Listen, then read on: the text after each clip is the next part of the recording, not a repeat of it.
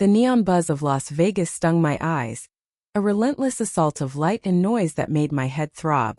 I, Mia Carter, 28, a journalist with a deadline looming and a chip on my shoulder, stood outside a dive bar on the Strip, clutching a lukewarm coffee.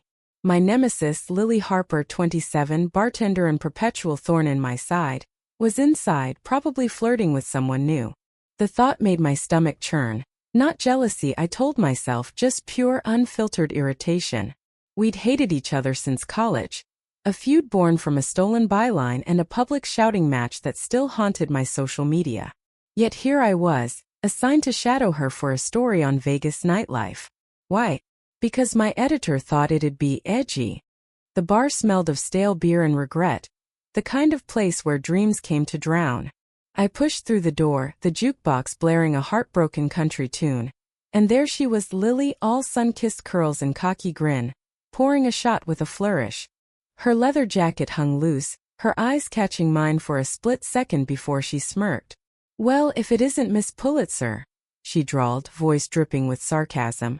I gritted my teeth, the sound of her voice like nails on a chalkboard. "Save it, Harper," I snapped, sliding onto a bar stool. "I'm here for the story, not your charm." She laughed, a low, throaty sound that made the air feel heavier. The clink of glasses, the murmur of drunk tourists, the faint hum of slot machines outside. It all blurred as I tried to focus. I hated how she got under my skin, how her confidence made me feel small. The night dragged on. I scribbled notes, watching her work the crowd, all easy smiles and quick wit. She was good, too good. By midnight, my coffee was gone, and Lily slid a whiskey my way. "Loosen up, Carter," she said, leaning close enough that I caught the faint scent of her citrus perfume. I should have said no. I didn't. One drink became 3, then 5, the room spinning as her laugh softened into something almost kind. Hours later, the world tilted. My memory fractured. Flashes of her hand on my arm, her breath warm against my ear. The two of us stumbling down the Strip, neon lights bleeding into the sky. A chapel cheap and gaudy loomed ahead. I remember giggling like some lovesick teenager.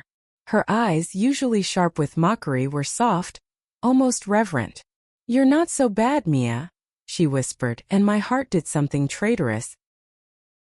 I woke to sunlight stabbing my eyes, my head pounding like a drum. The room was a mess. Clothes strewn across the floor. An empty champagne bottle on the nightstand. I was in a hotel bed, the sheets tangled around me, and there beside me was Lily. Her blonde curls spilled across the pillow, her face peaceful, almost beautiful. My stomach dropped. On my left hand, a cheap gold band glinted. Hers matched. "Oh God," I whispered, my voice hoarse. The air smelled of her perfume in my panic. Lily stirred, blinking awake, her eyes widening as she saw the ring. "What the hell did we do?" she muttered, but there was a flicker of a smile, like she wasn't entirely mad about it. My heart raced, caught between dread and something I couldn't name. We were enemies. We were married. And somehow in the haze of Vegas we were smiling. The city outside hummed, alive with possibility and chaos. I sat up, the weight of the ring heavy on my finger, and caught her gaze. For once there was no sarcasm, no walls, just two women tangled in a mess we'd made together. "We need to talk," I said, my voice barely a whisper. Lily nodded, her hand brushing mine, and I felt it. A spark, electric and terrifying, that maybe I didn't hate her at all. The hotel room felt like a pressure cooker, the air thick with the scent of champagne and second thoughts. I sat on the edge of the bed, staring at the gold band on my finger, its weight mocking me. Lily was pacing, her boots scuffing the worn carpet, her leather jacket slung over a chair. The Vegas sun poured through the window, too bright, too cheerful for the mess we'd woken up to. My head throbbed, a dull reminder of last night's whiskey and bad decisions. "So," Lily said, stopping to lean against the wall, her voice low, almost cautious. "Married. Us." She let out a sharp laugh, but it didn't reach her eyes. Those eyes, hazel flecked with gold, locked onto mine, and I felt exposed, like she could see every crack in my armor. I wanted to snap back, to blame her, but my throat was tight, my heart a traitor pounding too fast. "Don't look at me like it's my fault," I managed, my voice sharper than I meant. "You're the one who kept pouring shots." The words felt hollow. Flashes of last night kept hitting me, her hand steadying me as I stumbled, her laugh warm against the cool night air, the way she'd looked at me in that tacky chapel, like I was more than just the girl who'd humiliated her in college. Lily raised an eyebrow, crossing her arms. "Oh, please, Carter. You were matching me drink for drink. And that chapel? You were the one giggling about forever." Her tone was teasing, but there was something else. Something soft, like she was testing the waters. I flushed, heat creeping up my neck. Had I said that? The memory was a blur, but the image of her smiling, her hand in mine, felt too real. I stood, needing to move, needing air. The room smelled of her citrus perfume, and it was messing with my head. "This is insane," I said, pacing now. "We hate each other. We can't be married." The word felt foreign, heavy like a stone in my mouth. Outside, Vegas roared, car horns, slot machines, the pulse of a city that never slept. I wanted to scream, to undo it all, but part of me, the stupid, reckless part, kept replaying her whisper from last night. "You're not so bad, Mia." Lily stepped closer, her boots soft on the carpet. "Do we?" she asked, her voice quieter now. "Hate each other, I mean." I froze. Her gaze was steady, searching, and for the first time, I noticed the faint freckles across her nose, the way her lips quirked like she was holding back something big. My chest tightened. I wanted to shove her away, to cling to the safety of our old feud, but my body wouldn't move. "We've spent years tearing each other down," I said, my voice cracking. "You stole my byline. You called me a pretentious hack in front of everyone." The memory stung. Our senior year, a crowded newsroom, her voice cutting through the chatter, exposing my insecurities to a room full of peers. I'd hated her for it, hated how she'd made me feel small. Her face softened and she sighed, a sound like wind through dry leaves. "And you trashed my portfolio on Twitter. Said I was a wannabe with no depth." She stepped closer, close enough that I could feel the warmth of her. "We were kids, Mia. Angry, stupid kids." Her voice was low, raw, and it hit me like a punch. I hadn't expected regret from her, not after all this time. The room felt smaller, the air heavier. My notes for the story sat abandoned on the nightstand, next to an empty champagne flute. I was supposed to be writing about her world, her chaos, but now I was part of it. "What do we do now?" I asked, my voice barely above a whisper. The ring glinted, catching the light, and I couldn't stop staring at it. Lily hesitated, then reached out, her fingers brushing mine. The touch was electric, grounding, terrifying. "We could figure it out," she said, her voice soft but steady. "Or we could annul it. Pretend it never happened." Her eyes searched mine, and for a moment I saw the girl from college. Not the rival, but the one who'd stayed up late debating poetry, who'd made me laugh before it all went wrong. I pulled my hand back, the spark of her touch lingering. "I need coffee," I muttered, grabbing my blazer. "And answers." Lily nodded, grabbing her jacket. "Fine. But you're buying." Her smirk was back, but it was softer, almost conspiratorial. As we stepped into the blinding Vegas sun, I felt it. A shift, a crack in the wall between us, and the terrifying possibility that maybe, just maybe, I didn't want to hate her anymore. The Vegas diner smelled of burnt coffee and greasy bacon, a stark contrast to the neon chaos outside. I slid into a red vinyl booth, the leather creaking under me, my head still pounding from last night's whiskey and the weight of that damn ring. Lily sat across from me, her leather jacket slung over the back of the seat, her fingers tapping a restless rhythm on the table. The morning sun streamed through the smudged windows, catching the gold flecks in her eyes. I hated how I noticed that. The waitress, a tired woman with a name tag reading Darlene, poured us coffee that smelled like it had been brewing since midnight. "Y'all look like you had a night," she said, her voice gravelly, before shuffling off. I snorted, but Lily just grinned, leaning back like she owned the place. "She's not wrong," she said, her voice low, teasing. I wanted to snap back, but the memory of her hand in mine last night, warm, steady, kept me quiet.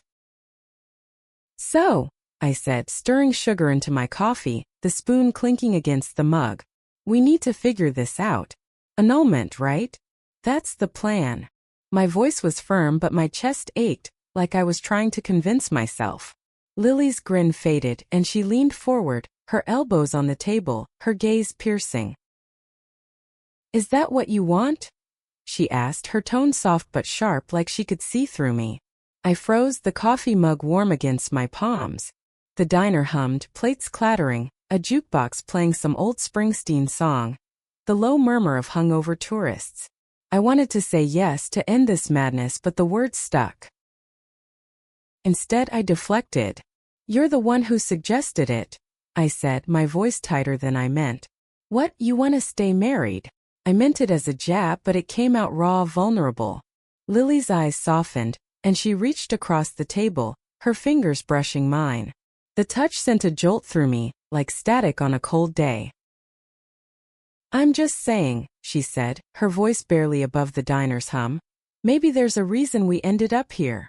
Her thumb grazed my knuckle, and I didn't pull away. My heart pounded loud enough I swore she could hear it. I hated her, or I thought I did, but the way she looked at me like I was worth seeing made my defenses crumble. I pulled my hand back, gripping my mug like a lifeline. "This is crazy," I muttered. "We can't just be married. We're not even friends." The words felt wrong, like a lie. Lily leaned back, her expression unreadable, but her eyes didn't leave mine. "Then why'd you say yes last night?" she asked, her voice low, almost a challenge. I opened my mouth, but nothing came out. Flashes of the chapel hit me. The tacky velvet curtains, the Elvis impersonator's crooked grin. The way Lily's hand felt in mine, steady and sure. I'd said yes. I'd meant it, drunk or not. The air felt heavy, the smell of bacon and coffee grounding me. "I don't know," I admitted, my voice cracking. "I was wasted. We both were." But even as I said it, I remembered her laugh, the way it had felt like sunlight breaking through clouds. I remembered her whispering my name, soft and reverent, like it mattered. Lily sighed, a sound like a door creaking open. "Look, Mia," she said, her voice softer now. "I know we've got history, bad history, but last night it wasn't all a mistake." Her words hung between us, heavy with possibility. I wanted to argue, to cling to the safety of our old hate, but my heart wasn't in it. Darlene dropped off our plates. Pancakes for me, eggs for Lily, and the clatter broke the tension. "Eat," Lily said, her smirk returning, softer this time. "We'll figure it out." I nodded, cutting into my pancakes, the syrup sweet and sticky. The diner felt like a bubble, a pause in the chaos of Vegas, and for the first time, I wondered if maybe I didn't want to run from this. We ate in silence, the jukebox switching to a slow, soulful tune. My phone buzzed. A text from my editor demanding an update on the story. I ignored it. Across the table, Lily was watching me, her fork paused midair, her expression soft, almost hopeful. "What?" I asked, my voice quieter than I meant. "Nothing," she said, but her smile said otherwise. And as the sun climbed higher, casting golden light across her face, I felt it, a spark, fragile but real, that maybe this wasn't the end but a beginning. The Vegas Strip glittered outside the diner, a relentless parade of lights and noise that felt miles away from the quiet between us. My pancakes sat half-eaten, the syrup congealing, while Lily picked at her eggs, her gaze flickering to me every few seconds. The air smelled of coffee and grease, but all I could focus on was the faint citrus of her perfume, lingering like a ghost. My phone buzzed again. Another text from my editor, probably ready to fire me for missing the deadline. I didn't care. Not now. "So," Lily said, breaking the silence, her voice low like she was afraid to shatter something fragile. "What's the story, Carter? You gonna write about how you got hitched to your college nemesis?" Her smirk was back, but it was softer, almost nervous. I snorted, but my chest tightened. The idea of turning this mess, this feeling into a story felt wrong, like exposing something raw and private. "I don't even know what this is," I said, gesturing between us, the gold ring on my finger catching the light. "How am I supposed to write about it?" My voice cracked, betraying the panic bubbling inside. I was Mia Carter, the journalist who always had answers, who thrived on control. But here with Lily I was unraveling. She leaned forward, her elbows on the table, her eyes searching mine. "Maybe you don't write it yet," she said. "Maybe you live it first." Her words hit like a punch, soft but heavy. The diner's hum, clinking plates, a distant laugh, the hiss of the coffee machine, faded as I held her gaze. For the first time I saw past the bravado, past the girl who'd stolen my byline and called me out. I saw someone who was just as scared, just as lost. I swallowed, my throat dry. "Live it," I echoed, my voice barely audible. "Lily, we're not like that. We're not," I trailed off, the words in love too big, too impossible. But my heart was pounding, and the memory of her hand in mine last night, warm and steady, wouldn't let go. She reached across the table, her fingers grazing mine, and I didn't pull away.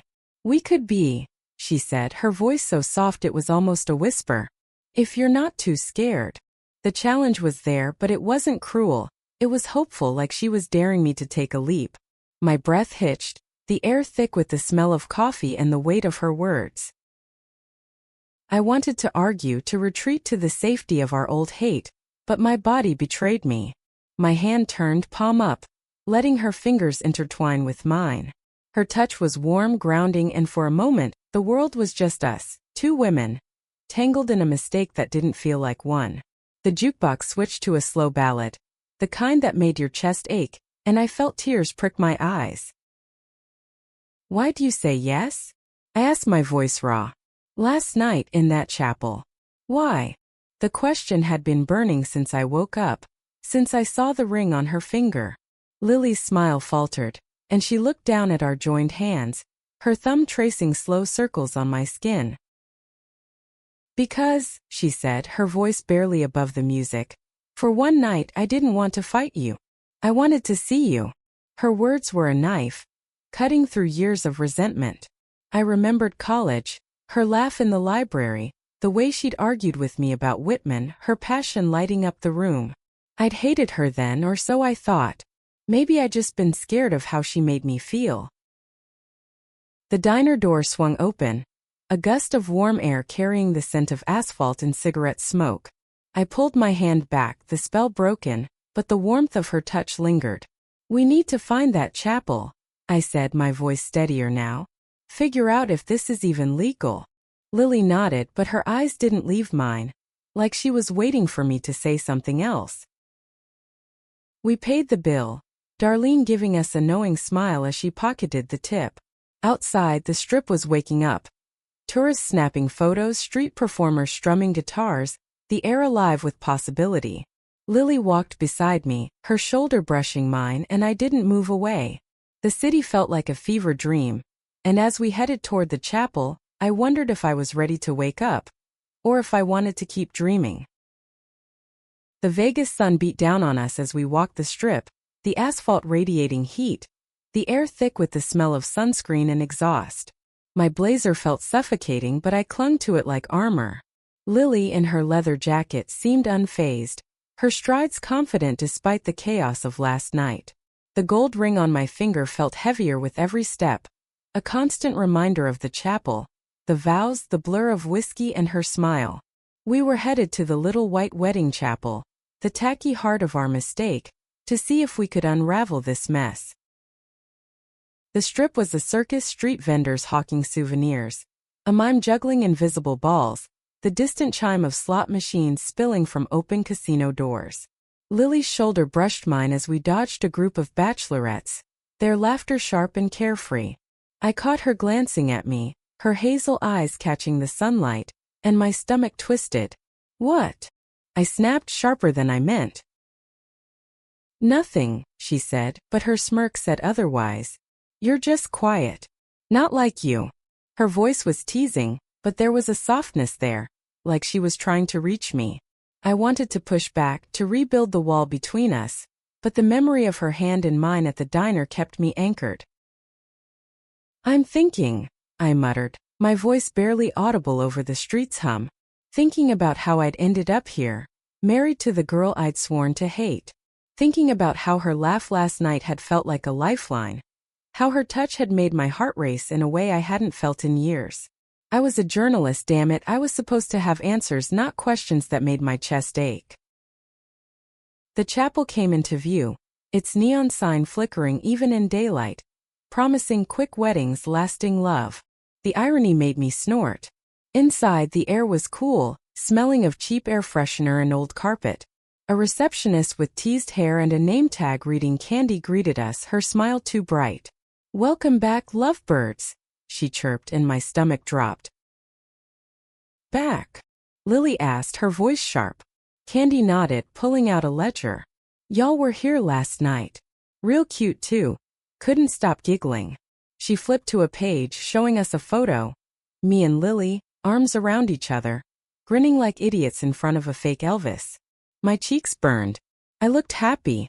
Not the guarded, cynical Mia I knew, but someone softer. Someone who'd let her walls down. Lily leaned over, her breath warm against my ear as she studied the photo. "We look good together," she whispered, and I felt a shiver run through me. I stepped back, my heart pounding. "Is it legal?" I asked Candy, my voice tight. She nodded, handing us a marriage certificate. Our signatures scrawled in messy ink. Mia Carter and Lily Harper, married at 2:17 a.m. Lily let out a low whistle, her fingers brushing the certificate. "Well, damn," she said, her voice a mix of amusement and something heavier. "Guess we're official." I wanted to laugh, to cry, to scream. Instead, I stood frozen, the weight of the paper in my hands grounding me. The chapel's organ started playing somewhere in the back. A cheesy rendition of "Can't Help Falling in Love," and I felt like the universe was mocking me. "What do we do?" I asked, my voice barely a whisper. Lily turned to me, her expression unreadable, but her eyes were soft, searching. "We could annul it," she said, but her voice lacked conviction. "Or we could see where this goes." Her words hung in the air, heavy with possibility, and I felt my breath catch. The chapel felt too small, the air too thick. I stepped outside, needing space, needing to think. Lily followed, her boots soft on the pavement.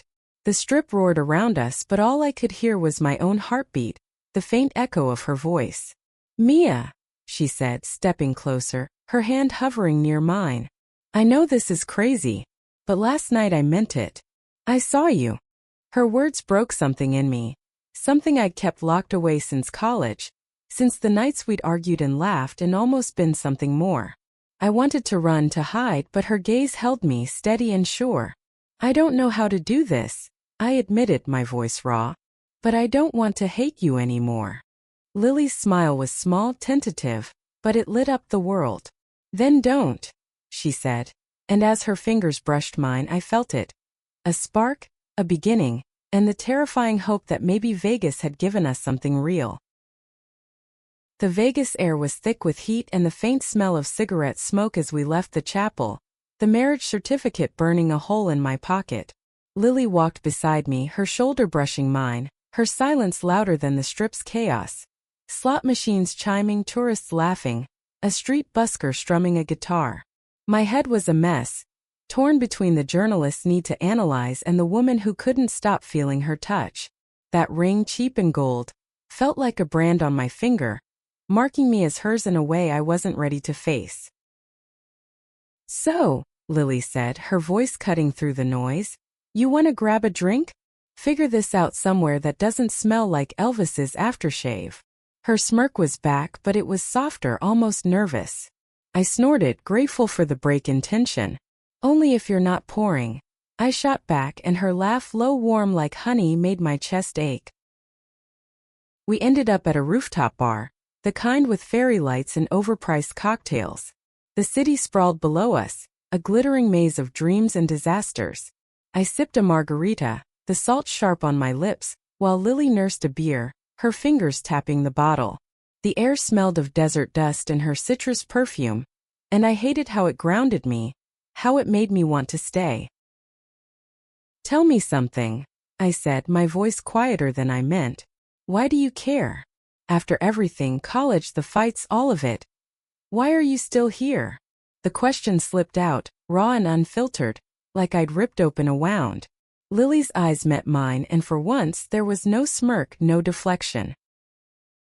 She leaned back, her gaze drifting to the horizon, where the sun was sinking, painting the sky in shades of pink and gold. "Because," she said, her voice low, "you were the only one who ever challenged me. Back then, in college, you didn't let me get away with anything. You made me better." She paused, her fingers tightening around her beer. "And last night I saw that girl again. The one who cared enough to fight." Her words hit like a freight train.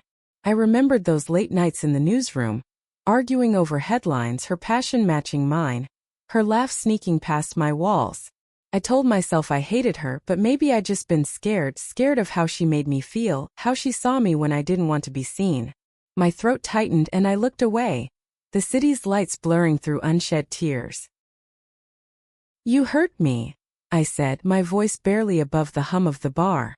"That byline, it was my first big story. You took it and you didn't even care." The memory was sharp, her name in print where mine should have been, the sting of betrayal in a room full of applause. Lily's face fell, and she set her beer down, her hands fidgeting. "I cared," she said, her voice raw. "I was a kid, Mia. A scared, stupid kid who thought I had to claw my way up. I didn't mean to hurt you.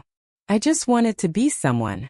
Her eyes met mine and I saw it, regret, deep and unguarded, like a wound she'd carried too. The air felt heavier, the fairy lights casting soft shadows across her face. I wanted to stay angry, to hold on to the hate that had kept me safe, but it was slipping away, replaced by something softer, something dangerous. "And now?" I asked, my voice trembling. "What do you want now?" Lily reached across the table, her hand covering mine, her touch warm and steady. "I want a chance," she said, her voice barely a whisper. "To know you. To see if this," she gestured to the rings, "to us, is more than a drunken mistake." My heart pounded, loud enough to drown out the city below. I didn't pull away. The bartender called last call, the clink of glasses and laughter fading into the night.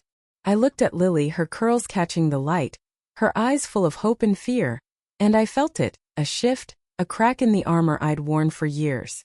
"Okay," I said, my voice soft but sure. "A chance." Her smile was small, radiant, and as we left the bar, her hand in mine, I wondered if Vegas had given us more than a marriage.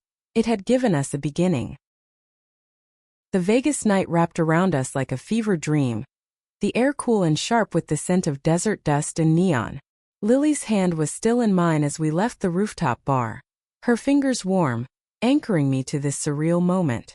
The strip pulsed below, lights flashing, voices shouting, a saxophone wailing in the distance.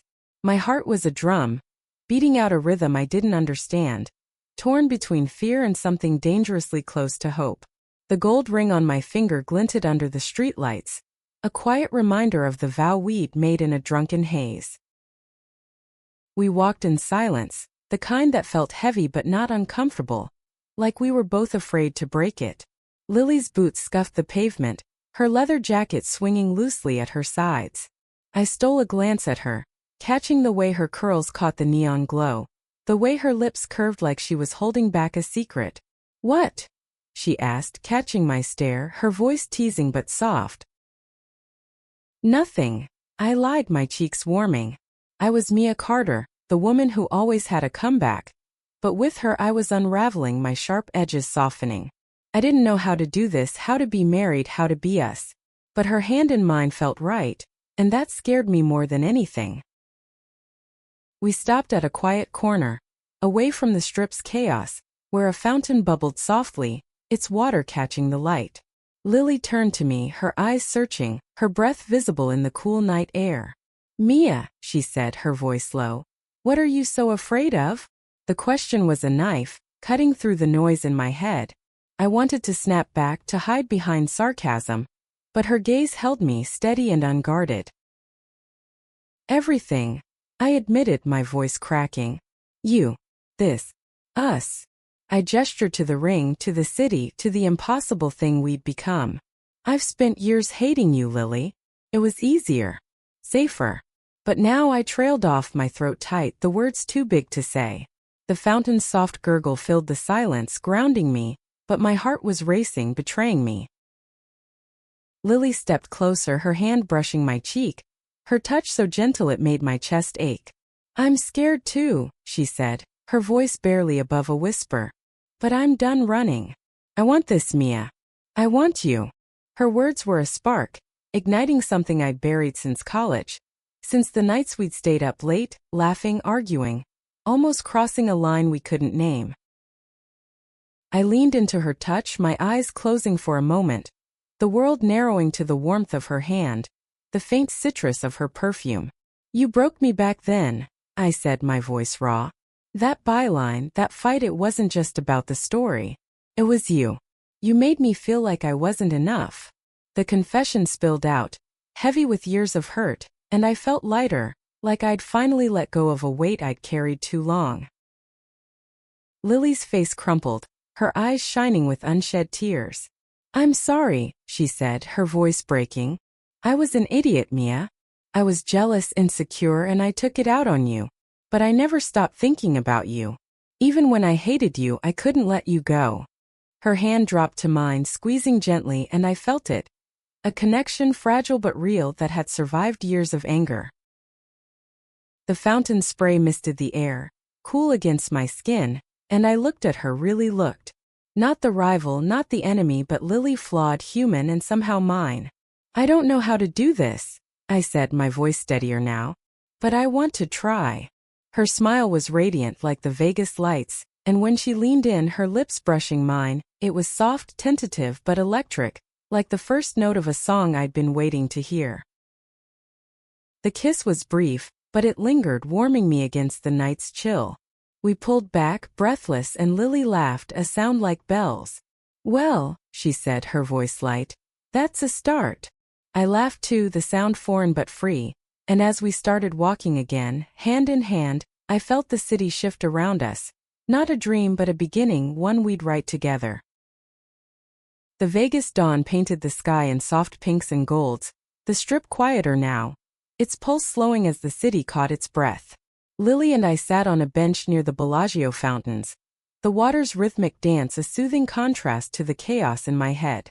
Her hand rested in mine, the gold ring on her finger catching the light, mirroring mine. The air smelled of water and early morning dew, mixed with the faint citrus of her perfume. My heart was still racing from the kiss, from the confession, from the impossible truth that we were here together, married. My phone buzzed again, my editor, probably ready to ream me out for missing the deadline. I ignored it. The story I was supposed to write about Lily's world felt distant, irrelevant. This wasn't just a story anymore. It was my life. I glanced at her, her curls glowing in the dawn light, her eyes soft but steady. What now? I asked, my voice quiet, almost lost in the fountain's hum. Lily leaned back, her shoulder brushing mine, her breath visible in the cool air. We go home, she said, her voice calm but certain. Back to LA, back to reality. We figure out who we are together. The words were simple, but they carried a weight, a promise. I nodded, my throat tight. Home meant facing my editor, my apartment, my carefully controlled life. But with her it felt like it could mean something more. The fountains erupted, water soaring to a swelling orchestral score, and I felt tears prick my eyes. Not from sadness, but from the overwhelming sense of possibility. I'm still scared, I admitted, my voice barely above a whisper. It's a lot. Lily turned to me, her hand squeezing mine, her smile small but fierce. Good, she said, her voice warm. Scared means it matters. She leaned in, her forehead resting against mine, and for a moment the world was just us. The sound of water, the warmth of her breath, the steady beat of my heart. I thought of college, of the nights we'd almost been something, of the years we'd spent fighting instead of feeling. Vegas had stripped that away. leaving us raw, real, and somehow whole. We stood, hand in hand, and started walking toward the hotel to grab our things. The strip was waking up. Street cleaners sweeping, vendors setting up. The city shaking off the night. My blazer was rumpled, my head still ached, but I felt lighter, like I'd shed a skin I'd outgrown. Lily's laugh broke the silence, bright and free, as she pointed to a tacky souvenir shop. "We should get matching t-shirts," she teased, and I rolled my eyes, but I was smiling. Back at the hotel, we packed in silence, the air heavy with unspoken questions. My notebook sat on the nightstand, filled with notes about her world. Her bar, her charm, her chaos. But now it was our world. I picked it up, flipping through pages, and stopped at a blank one. "I'm not writing the story," I said, my voice firm. "Not yet." Lily looked at me, her eyes softening. "Good," she said, stepping closer, her hand brushing my cheek. "Write us instead." Her kiss was soft, sure, and it felt like a vow, one we'd made sober, one we'd keep. As we left the hotel, the Vegas sun rising behind us, I realized this wasn't an ending, but a beginning. We'd been enemies, strangers, lovers in a single night, and now we were something new, two women, bound by a drunken choice and a fragile hope, ready to face whatever came next together. The drive back to Ella stretched ahead, the desert open and vast, and as Lily's hand found mine on the gearshift, I felt it, a quiet certainty that we'd make it, that we'd write a story worth telling. The rings on our fingers glinted, not a mistake but a promise, and for the first time I wasn't running. I was smiling.